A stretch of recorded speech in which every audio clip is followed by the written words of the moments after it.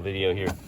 Yeah, so we can see kind of what happened here. Like some of these controls, like they're growing literally right, pushing their way right up and out of the top, and that thing's completely dried up anyway. But what I was doing is I was going through and counting when either the roots or the shoots there first emerged from the seeds. So I've got track of all that for us because the experiment has definitely gone past its expiration date at this point. And you can see some of these, like in this 1% here, you can see I'll open that up. That white stuff on there is fungus. And even though the seed started to germinate, the fungus colonized it and ate it. There's a lot of energy in a seed, so lots of things like to eat them, not just us. And some of these bacteria took care of. You can see this one here turned very yellow. Almost guarantee bacteria destroyed that one. And you see some of the rest of them are sprouting. Got some leaves just starting to come out of some of these controls. Pretty big. Well, that one just sprung right up. Okay. Okay, guys, so follow along with me here. I'm going to kind of explain things up here as we go. I'm going to give you your data, then you're going to be in charge of making your graphs and kind of filling out your paper, okay? So let's remember back to what we did. We took beans and we planted them in petri dishes with some varying amounts of soap solution. Right? We had a 1%, we had a 10%, and then we had the control, which was just regular old water, right? Because we would expect the beans should be okay in just regular old water. So they normally get in the wild, right? So our lab basically looked like this. We set it all up. On the inside here, you can pull this paper off because this is the only one you're going to hand in today. Okay? Go ahead and put your name up here. Throw your mod up there.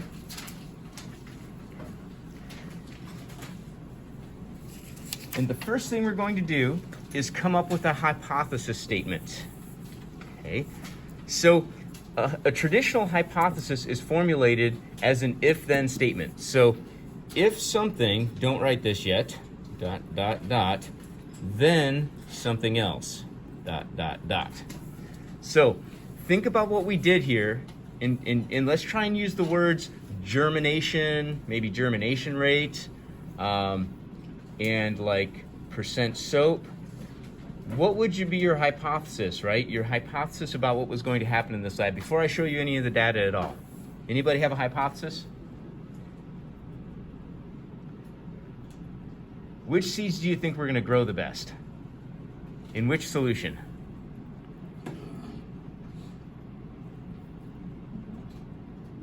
Anybody at all? How many people think that the ones in the 10% soap are going to grow the best? How many people think the ones in the 1% soap are going to grow the best? How about the ones in the water? Okay, a few more in there. We're going to say that that's enough. So if you don't think this, then you could write one of the others, but let's formulate this as an if-then. If blank, then what?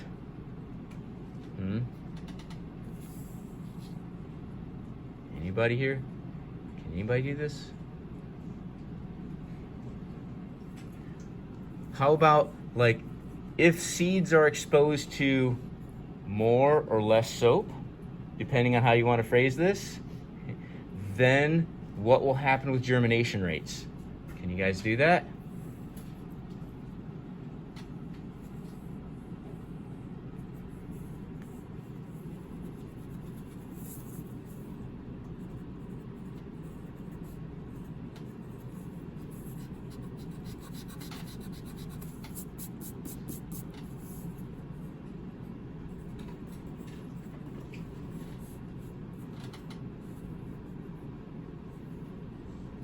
You could put more or less here, depending on which way you want to phrase this.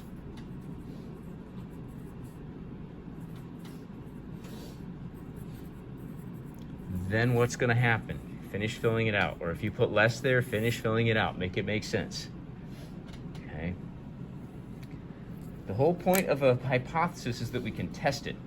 And the reason it's phrased as an if-then statement is because we can disprove that. Right? If it's wrong, we can show that it's wrong. Dominique, pull that thing up, please.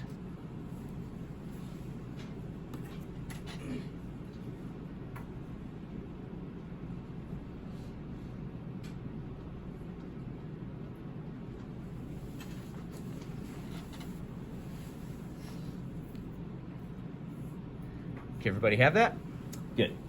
Make sure you finish filling it out. Just don't write what I wrote there. Finish the whole thing there. Okay, now I'm going to give you guys some data. So out of our control, which is our water, our 1% and our 10%, we had 120 total in the control. Hopefully you can see that there. I know that the projector's a little hard to see. Let me turn a light off.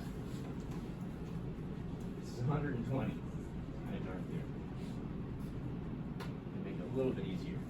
That says 120 that I wrote right there. There were a total of 95 1%. Find something you can see better.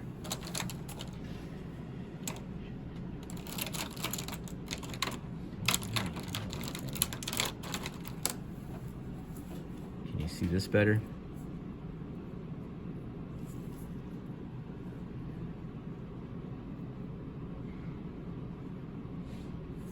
Okay. 10%, there were 125. There, you can see that a little bit better.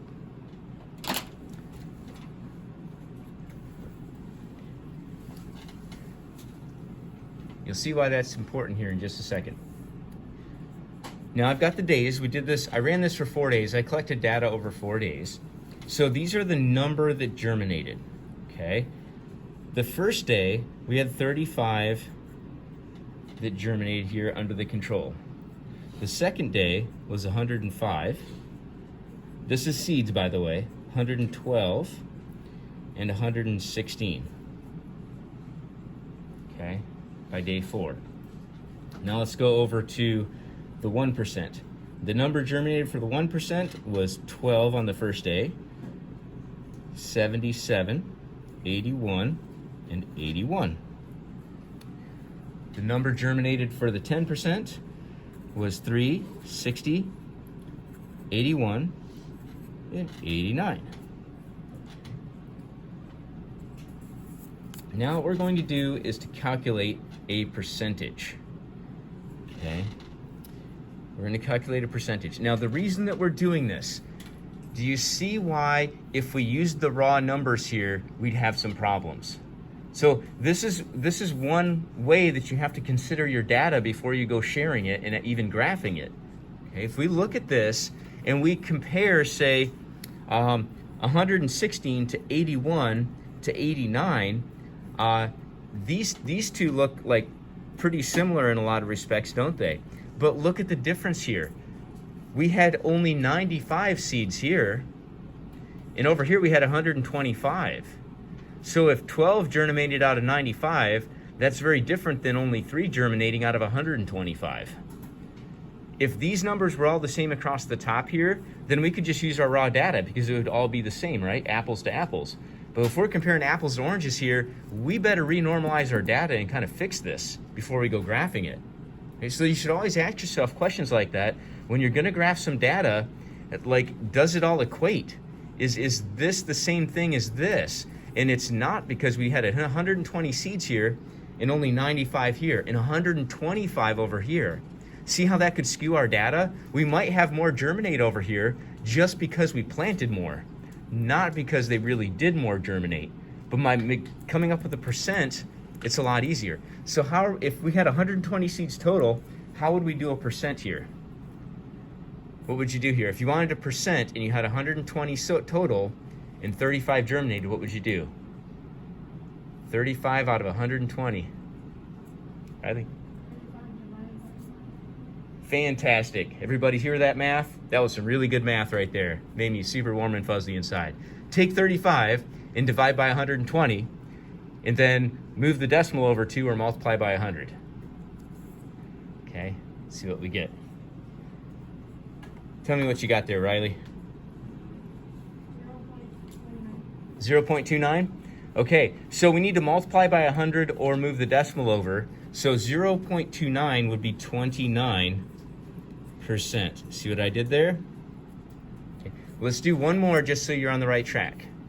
Okay, 105 germinated out of 120. So 105 divided by 120 times 100, what do you got? 0.87. Okay, so 0.87, I think there was more to it than that, wasn't there? 0.87, what? 875. So multiplying that by 100, you'd move the decimal over 2, but because there's a 5 on the end, you need to round up. Get it? So round up if you need to. We have 88% there. Okay. Take a minute and go through and figure out your numbers for all these and all these, but be careful over here, right? You're not dividing by 120, are you? You're dividing by 95. So be careful with that, okay? You're not dividing by 95 or 120, you're dividing by 125 here. You're dividing by the number up here. We're trying to normalize this data. So give yourself a second there. Go ahead and punch in the calculator real quick, and then we'll come back. Okay, the next step, now that you have numbers, let's do a little coloring here. Doesn't matter which color you want to use, I just want to be able to show what actually happened here. And I'm gonna color some of these in so that you can see what numbers you're going to graph, okay? So right here is the control numbers. Doesn't matter what color you want to make this, I'm just kind of lightly shading this in here. So shade in your control numbers so we know what we're talking about there. Okay. Pick another color for your, this is the percent that I'm shading in. Another color for your 1%.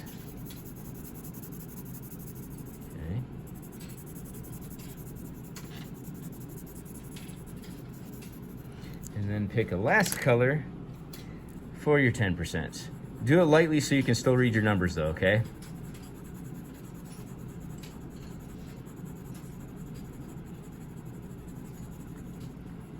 Now I'm also going to do the proper thing here and make myself a key and label my graph. So I'll use this one here. So I'm going to go ahead just over here on the side so I can see a little bit better what I'm doing.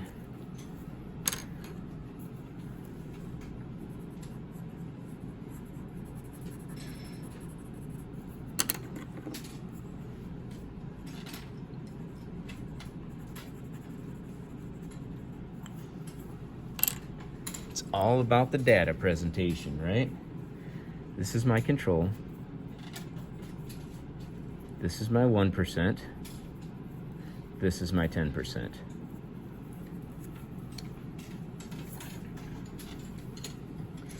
Now we need to label this graph. Down here on the x-axis, I'm going to put the time on the x-axis. Okay. Oops.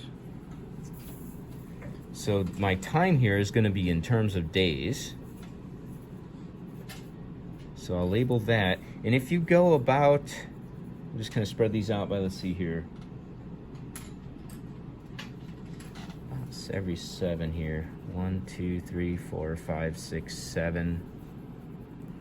1, 2, 3, 4, 5, 6, 7. We can get 4 of them on here. 1, 2, 3, 4, 5, 6, 7. So I just want to spread out my data a little bit so it looks a little bit better. I didn't start on the very first line there. I could have. It doesn't really matter, but it'll look a lot better if you spread your data out some. It's way easier to read your graph. So I always try and spread it as much as I can. Now going up, we need percents germinated, right? So if we graph days down here, we better have percent germinated over here.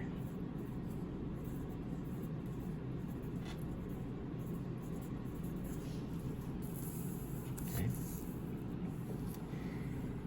And I'm gonna go up, sorry, don't put the phone there. I'm gonna go up by 5s, okay? I've already checked to make sure that's going to fit. So if you start here at 0, you have to have a 0 there because maybe none germinated. We'll go 5, 10, 20.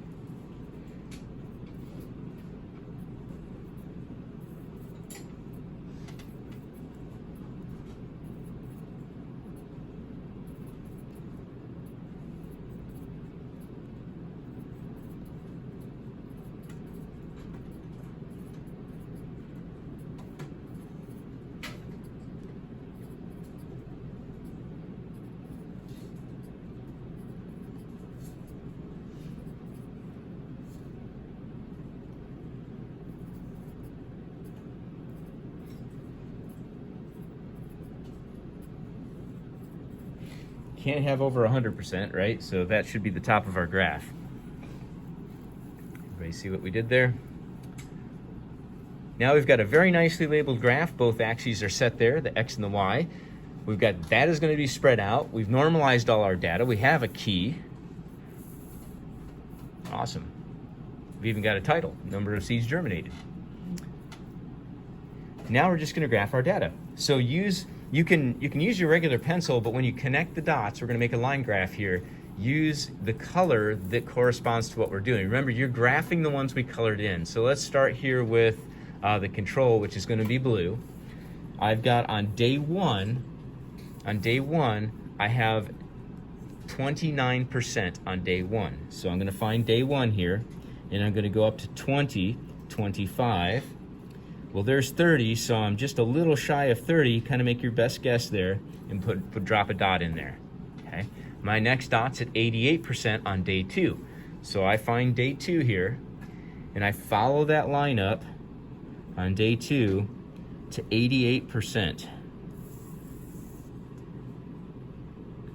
So there's 85. Okay. Put 88 about right there. Okay.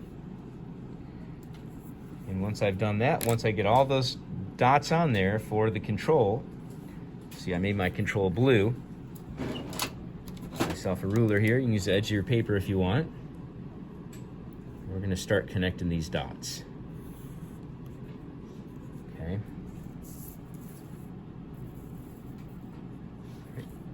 So do that with the rest of the data, and then we'll be ready to move on to the next part. All right, guys, a lot of you are already finished up with your graph. If you're still working on your graph, go ahead and finish that up first. But you're going to interpret your graph on this next page, okay? So on this back page here, you're going to write a conclusion to describe what you learned from the experiment. What does your data actually show about seed growth in water polluted with soap, right? Remember, the soap is a pollution. If you're confused about what happened in the lab, read back through the instructions, and they explain exactly what we did and what our objective was. So write more than just a single sentence here. Like, describe what we did, like what were the results, what's your conclusion about this data, right? And the use of soap on seeds. Okay, you can refer back to your hypothesis if you want to. Okay, but there's only one question on this lab, so give me more than 2 words, okay? Give me something here to read. All right.